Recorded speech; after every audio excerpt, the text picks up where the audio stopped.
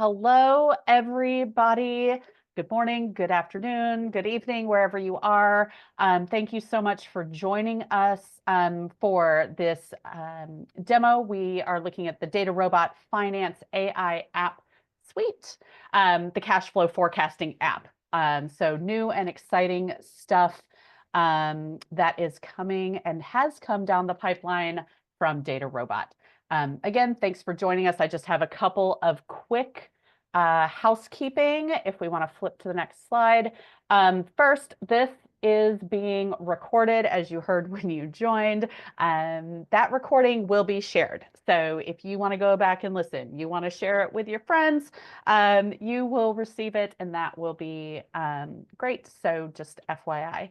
The other big piece, questions will be answered in the Q&A chat and live following the demo. I encourage everyone to use the chat, answer or put in any of your questions. We'll be happy to answer them as we go. So for today, we have Chandler McCann here. He will be walking us through that demo, and I am going to turn it over to you. Okay, thank you, Rebecca. Can you all hear me okay? Awesome. All right. Well, good morning, good afternoon, wherever you are. My name is Chandler McCann. I'm a data scientist here at DataRobot. Been here for about 8 years, and I currently lead the team that's been helping develop our AI solutions for our enterprise app suites. So that's, for me personally, been working really closely on SAP, but also across our other ERP partners like NetSuite and Oracle as well. So what we're going to talk about today is when we think about how DataRobot can really add value with our applications, especially when it comes to our ERP customers who may have a lot of similar data structures across platforms. One thing we can do is help our customers get to value quickly with AI, and that's through what we'll be going through today, which is our templates for building these AI applications. And we see a lot of high value use cases within finance that we'll be talking about today and releasing this year. A couple are on the screen here, and what I love is that it's not just for solutions, so to speak. There's many offshoots of each of these. So, for example, when we talk about cash flow forecasting, that's naturally going to lead into other use cases that are very adaptable, such as collections management, late payment identification, triaging certain customers' payment terms, or looking for consolidation. So a lot of offshoots here, and we'll be diving deep on one and show how you can both get it up and running really quickly and also customize it for your own business. So let's go ahead and jump into this one. So for cash flow forecasting, one of the challenges we see at our customers is, especially for my near-term revenue, how can I understand better when I'm going to get paid and how much, right? And so there's a lot of knock-on effects this has for a business, but you can imagine that if you have a large number of customers, either in a B2B or B2C setting, they can have different payment behavior, and that can be tricky. And a lot of the existing solutions out there really don't meet the bar for being super predictive of when these payments are going to come in. So we'll be going through this today, and the couple of the benefits that we think about. So if I could do this better, right? If I could understand when I'm going to get paid better, what does that give me? Well, a few things. First, on the business side, you're really going to be reducing your payment risk across the board. So that materializes in lower day sales outstanding, better visibility into risky pay invoices. And if you're dealing with hundreds or thousands per month, which a lot of our customers are, that can be very hard to do manually. And also on the that improves your cash flow management as well. So understanding when I'm going to get paid helps you make better investment decisions, minimize or optimize your use of short-term credit if needed in your business, and that can have large dollar amounts of savings in terms of the interest on those loans. And so for a couple of customers we've worked with, that's been anywhere from 20 to 50% of their interest payments, and that can, depending on your business size, can go upwards into the millions, double digit millions of dollars. But for our practitioners today too, yes, you want to give your business those benefits as well. But what does this mean for you? And this is some of the things I'm excited about for these apps as we build them going forward. First, it plugs in, right? So we plug into your ERP seamlessly. There's not you don't have to do any manual feature engineering to get started. We take care of that for you. They really accelerate the deployment and development of these apps. So as you'll see, we're going to get you 90% of the way there. We're going to go from data to a deployed application with everything in between, model monitoring, feature engineering, feature list management, app development. That's all you're going to get to a good baseline out of the box. And then you can tweak it for that last mile that makes sense for your business. And then finally, for accuracy is what the big driver is here. We have you know, proprietary approaches to how we do this in modeling, and we're going to share with you all today. It's really powerful, and it allows us to build highly robust features to your unique business, regardless of what you're doing. And we can do that largely automatically. And that has, again, across our customers where we've done this, yielded improvements in forecast error by over 50%. And so big opportunity to drive improvements in your business. And let's take a dive deeper into what that actually looks like. Sorry, I'm trying to manage my floating windows on Zoom, so I'm sure everyone's experienced that. Okay, so what we're looking at here is a schematic of what this looks like for one particular ERP. So for SAP, how does this architecture work for our app template? And the first thing before we dive into this is just think automation, right? So what you're looking at here is going from data on the left through an application on the right, and we'll step through how this is all automated, but also really customizable so you can step through it quickly. So first things first, we get our data from our ERP tables. Let me see if I can turn on my marker here. Guess not. So we get our data from our ERP tables on the left. This is going to pull in, for example, for SAP, your S4 tables for finance. And the right ones, there's multiple. And it's going to go through two paths. So on the bottom here, we're going to take these historical paid invoices. And again, we're trying to understand, given my historical paid invoices, for invoices that are currently open, when are they going to be paid? So that's the problem we're trying to solve. So the first thing we do, though, is we get those historical paid invoices.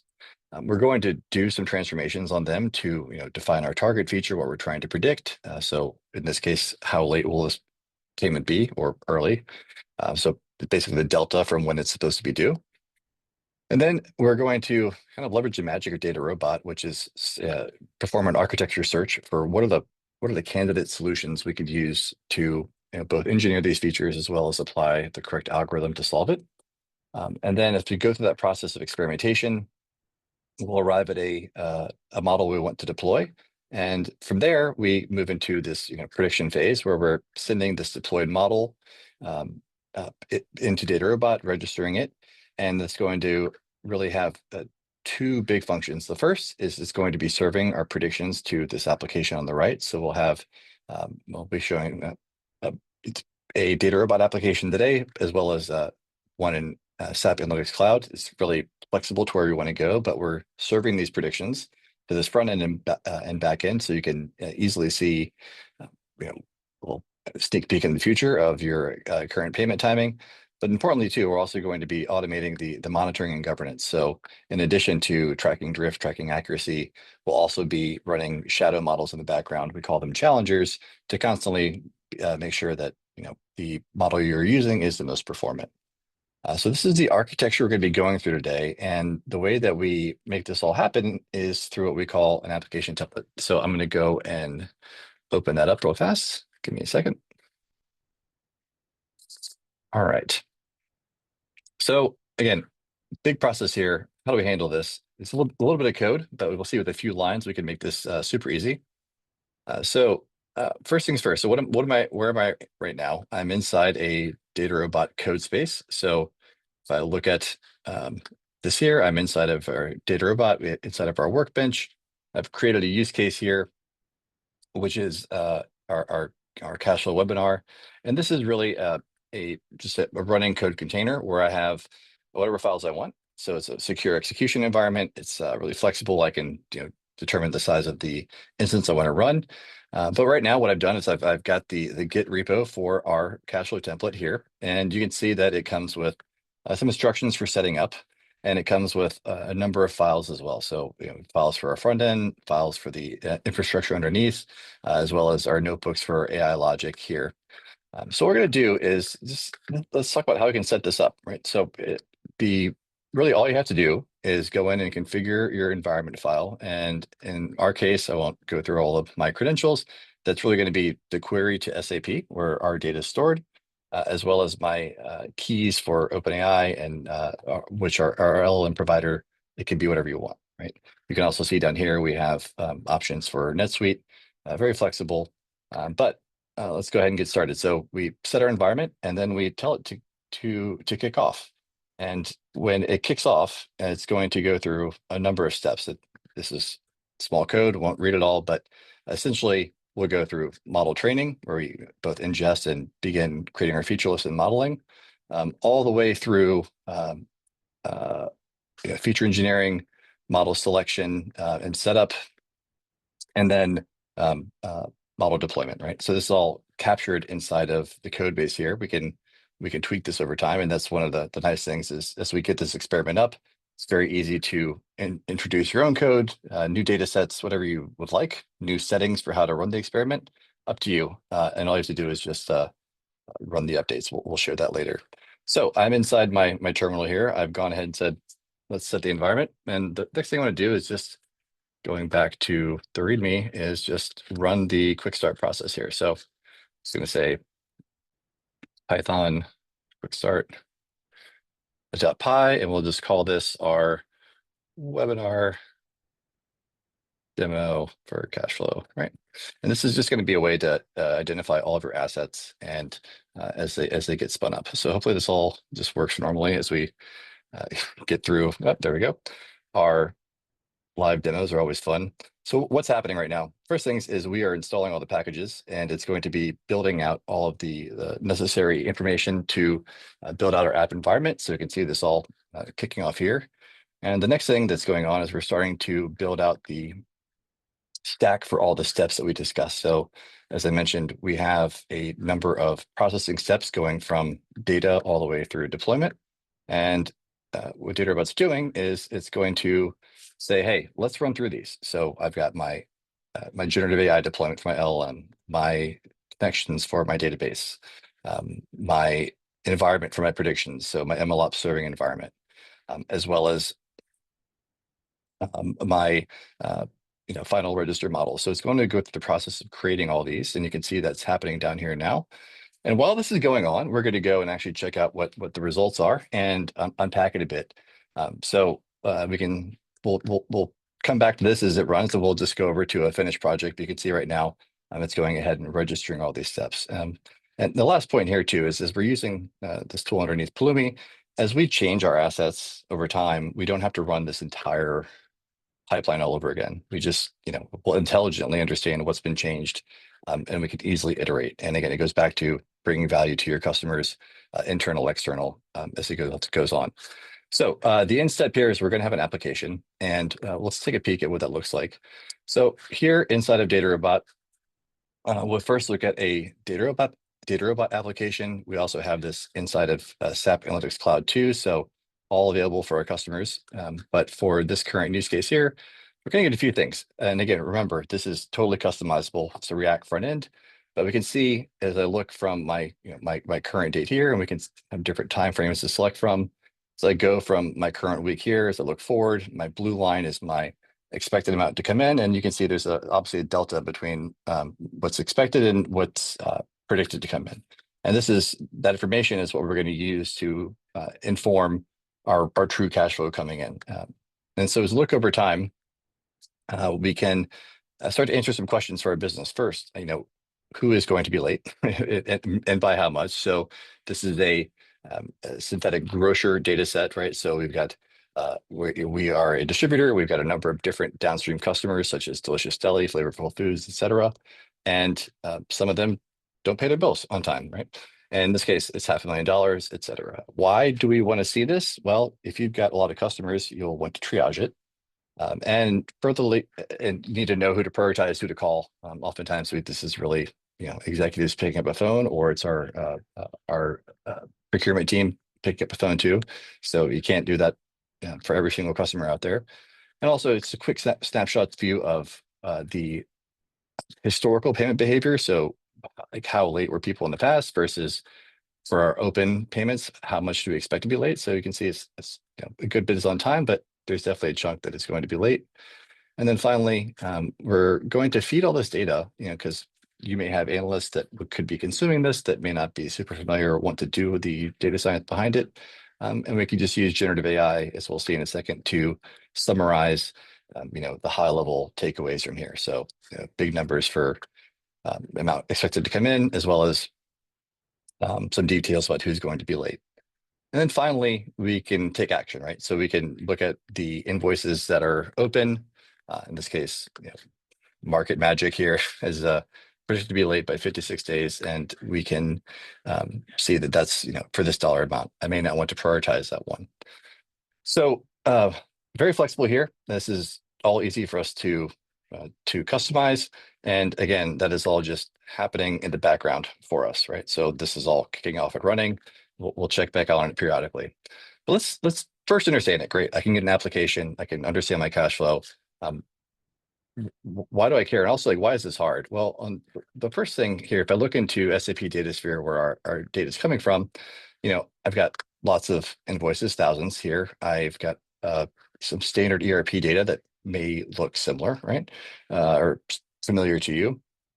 And there's a few items that are pretty important here. First is the each row here is an invoice. And I see that there's a number for a calculated field of how late each payment was in the past. But there's some variance, right? So if I'm trying to build a model, I've got a couple options. I could just look at the average. It's one way to do it. Or I could try to do it a little bit more intelligently. But as we'll see, and I'm flipping over to our AI data analyst here. So I've just pulled in our training data set. And this is our Talk to Your Data app, a DataRobot, super useful for just natural language querying the data itself. So if I'm looking for, hey, what are the patterns for late payments across my customers? I can see that, and again, DataRobot's going to go ahead and write all the code for us underneath the hood. There's a big long tail of the number of late payments per customer, right? So it's a huge distribution across the customer base, as well as the average days late too. So there's not some simple heuristics that jump out. This is kind of a complex problem. There's lots of customers. We can ask how many in a second, but we're seeing a range of total late payments from 2,000 plus down to one, right? So something that you want to think about. And if I look at the total number of customers, we have 125 in the data set itself.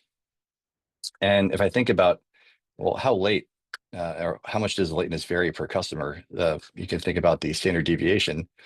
And it's huge, right? So you've got some customers where they may be late by a few days, up to 200, right? Down to, again, a long tail. So not necessarily super easy to predict out of the box, but that's where we come in and we can help that. So how do we go about solving this problem with DataRobot? And there's a few things I want to think through. So one of the steps we talked about in our template was being able to set up and model our data. And so what we're looking at right now is inside of our DataRobot project here, or use case. We can see what we're calling is our feature discovery setup here. And I'll show this more in a second. But we have our table of data that we saw in DataSphere here, where each row is a customer. But wouldn't it be nice if I could look at all the data for flavorful foods and start to understand, like, what was the late payment behavior over the last 30 days, maybe the last 60 days? Is that different than it was a year ago? There's a lot of potentially manual feature engineering that could be informative, but that's also hard to do. Well, we could take care of that for you automatically. And so what we're going to do is actually learn the patterns of how each customer was late in the past in a really robust automatic way. And we're going to let machine learning do its thing to on the predictive side to understand and forecast how late that is. So just doing a quick time check. I know we're getting close. How that works in practice, first we are able to take our data set and to say, hey, go back in time and look through these windows. So 30 days from 60 in the past to another 60 days here. and calculate all these features. So look for differences between time of events, look for the standard deviation between numbers, et cetera. All this is done for us. And when that's all said and done, we can see something like this. So going from the simple data set from SAP that we saw before, now we start to get, you can see 191 features from our original 26. Rich features like this, the days since their last payment, and the 90-day skewness around that. And so what's happening is DataRobot's handling all the SQL and feature engineering underneath to get to this point for us. So super nice. I can download this SQL, but it's automatically ran for us underneath the hood. And when I look inside of a project here, so just going back to our project where a model was, this project was ran, we having features is great, but ultimately we want to know which ones are performant. So we'll go ahead and run a competition across a lot of approaches. We can start to see, both which features were predictive for late behavior across our customers, and also decide if we want to deploy this or not. So given the time, I won't go through all of it here, but we can, where it comes to customizing this for your business, I would say it really comes down to exploring different feature lists, understanding which ones to use or not use, and then and maybe how to reframe the problem, those windows for how far back to look, et cetera. But DataRobot, again, inside of our template is going to get us, like I said, 90% of the way there. And it's going to go ahead and deploy a model for us. And when that's done, that model is going to be feeding predictions to our application, right? And so if I look over to what is called our console here, so I've, in this case, taken this and deployed that, I'm going to see two things. So first, I'll see this is the one that's been kicked off for our initial project, but right below, I've got a predictive deployment, which is looking at the actual regression model itself of like, hey, when is this going to be paid? So I can see made 40,000 predictions, lots of insights we can unpack. But we're also going to be tracking the generative AI deployment too. So that LLM that's underneath the hood feeding our insights, we can totally have complete visibility into what's been going on. So for each LLM call, we can understand, both the each request. So this is our prompt template for understanding the actual prediction explanations. So what the data on the UI that we're seeing, and the actual response that's presented to our business user. So this is the actual response that's fed back into our application here. So as you'll see here. So going through this again, let's check back on our use case here. We see that it's almost done. We've gone ahead and it's creating our generative AI deployment, and it is created most of the other assets here. If I want to check on those are just all inside of DataRobot. I could easily go to, forgive the clicking,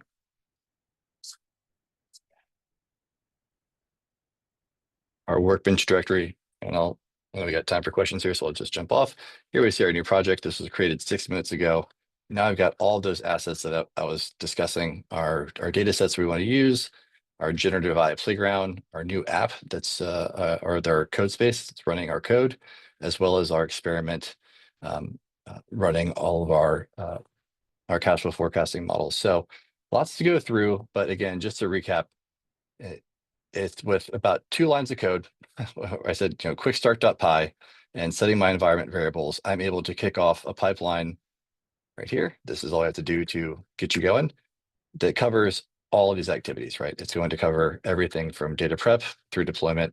And it's not just something you got to use the output and go with it. It's meant to be customizable. And if we wanted to, just the last thing we'll show before we pull up questions. If I did want to say, update the model that I was using or that I want to deploy, I just go into some of my assets files here and change some of this information. So it's really easy to change what you're using, your experimental settings. Here you go. Change the model ID, rerun the project, everything starts over again. So Hope that helps, and would love to check the chat for some questions because I cannot see them now. So I'm going to go ahead and stop sharing. All right.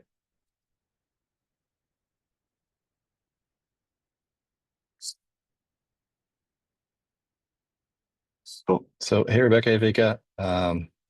We've got a few minutes left. Anything from the crowd to discuss or anything to go a little bit deeper in? Yeah, Chandler, actually, could you pull up that one last slide? Just let folks know if they want to try the app template for Yes. where they can do that. Thank you so much. Yep. Go ahead and show this here. Yeah. So uh, check out the links, copy these. If you want to give this a shot, it's all right here. And we are here to help. So if you're a current customer, talk to your CSM to give these a shot. And if you're new, by all means, check out the links below, and we'd love to get in touch.